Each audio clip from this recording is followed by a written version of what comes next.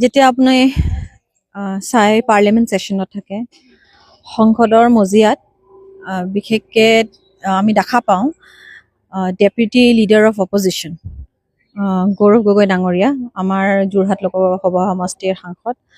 সন্মানীয় সাংসদ ডাঙৰীয়াই কেতিয়াও সংসদত কেতিয়াও মানে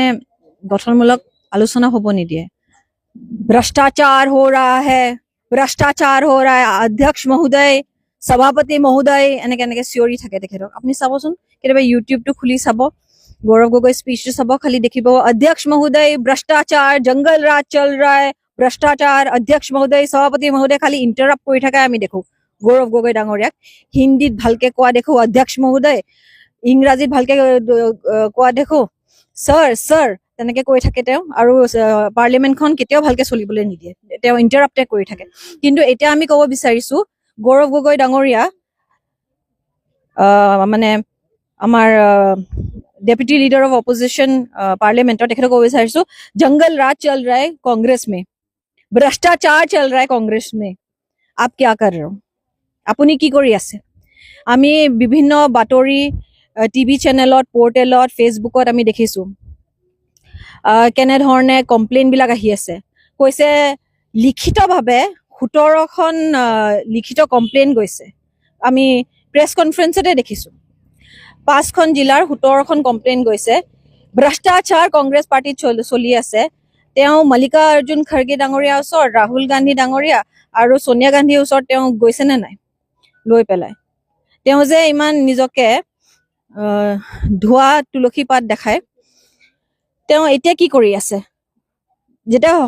যেতিয়া ৰাইজৰ অসুবিধা হয় তেতিয়া নাইকিয়া তেওঁ কিয় হৈ যায় আৰএচ খানৰ নিচিনা 1000 কোটি টকীয়া আৰএচ খানৰ নিচিনা 1000 কোটি টকীয়া কেলেংকাৰীত ফসা ব্যক্তিৰ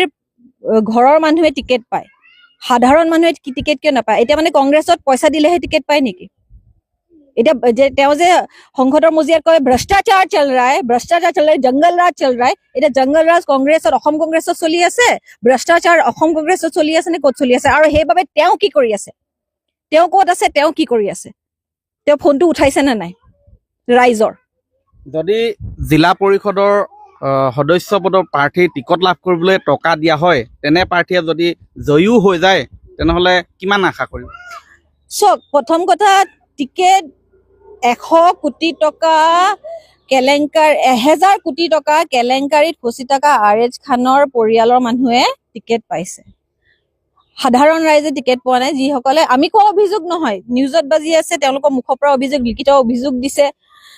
বিভিন্ন চেনেলত আহিছে তেনেকুৱা মানুহে 1000 কোটি টকা কেলেংকাৰী কৰা মানুহ ঘৰৰ মানুহে টিকেট পাইছে মানে টকা দিবই লাগিবই নহলে কেনেকে টিকেট পাব যিখিনি কংগ্ৰেছ কৰি আছে বা দল কৰি আছে সাধাৰণ ৰাইজেতো টিকেট পোৱাই নাই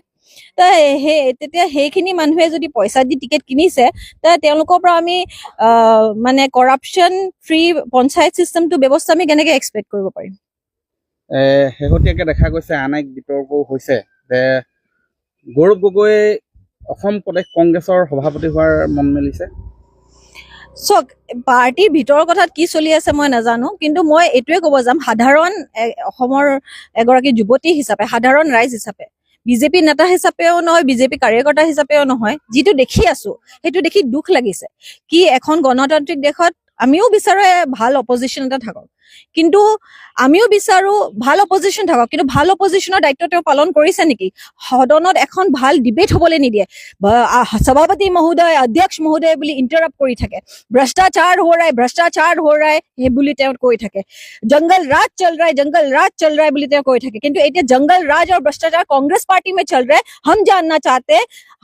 गौरव गगৈ क्या कर रहे हैं আপুনি যে আমগুৰি সমষ্টিত যিটো বৰ্তমান নোহোৱা হৈছে সেই আমগুৰি সমষ্টিত যথেষ্ট আপোনাৰ প্ৰচাৰ পূৰ্বতেও আপুনি চলাইছে বহু যুৱকংগী আছিলে বৰ্তমানেও একাংশ আছে সেইসকল পুনৰ আপোনাৰ লগত কিবা আহিবলৈ বা যোগাযোগ কৰিছে নেকি চক এতিয়া যে কথাখিনি কৈছো তাৰ মূলতো মই আপোনাক হোৱাটছএপত দিম এতিয়া বহু যুৱ সতীৰ্থসকলে মোক মেছেজ পঠাইছে কিবা আপুনিয়ে কওক তেওঁলোকো অতিষ্ঠ হৈছে বহু যুৱ সতীৰ্থই টিকেট বিচাৰিছিলে দলৰ কাৰণে কাম কৰিছিলে তেওঁলোকে সেই যুৱকসকলে টিকেট নাপালে কোনে কোনে কিমান পইচা লৈছে, কোন কাৰ লগত ঘূৰি আছে, সেই গোটেইবোৰ তথ্য আমাকো দিছে। তেতিয়া সেইবিলাক ব্যক্তিগত সম্পৰ্কটো কেতিয়াও গুচি নাযায় ন। তেওঁলোকৰ কাৰণে মই আজিও তেওঁলোকে যদি বিচাৰে কেতিয়াবা পুনৰ ঘূৰি আহক। নহয়, তেওঁলোক এতিয়া মই সেই ভ্ৰষ্টাচাৰ আৰু জংগল ৰাজতো কেতিয়াও যাবলৈ নাই। এতিয়া মানসিক শান্তিত বহুত ভালে আছো মই। এতিয়া কিমান কি আশা কৰিছে?